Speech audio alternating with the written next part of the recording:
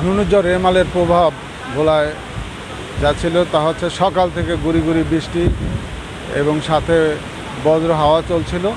তো বেলা বাড়ার সাথে সাথে এর তীব্রতা আরও বাড়তে শুরু করে। বিকাল 3টার দিকে এর ভয়াল রূপ আমরা দেখতে পাই। আপনারা আপনি লক্ষ্য করছেন যে এই নদীর পানি ব্যাপক পরিমাণে বৃদ্ধি পেয়েছে এবং ঢেউয়ের তীব্রতাও এত দূর বেড়েছে যে শহর রক্ষা বাঁধ আর কিছু সময় হলেই হয়তোবা শহর রক্ষা বাঁধ তলিয়ে যাবার আশঙ্কায় রয়েছে।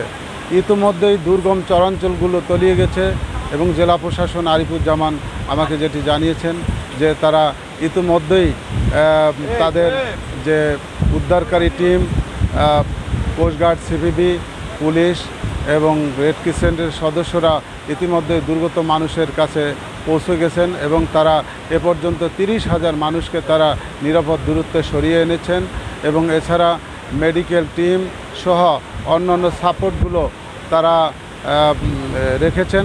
এবং ইতিমধ্যে তিনি আরও একটি জিনিস জানিয়েছেন, আমাকে বিষয় জানিয়েছেন, সেটি হচ্ছে যে এ পর্যন্ত শুকনো খাবার সহ অন্যান্য জিনিসপত্র দুর্গত মানুষের কাছে পৌঁছে দিয়েছেন।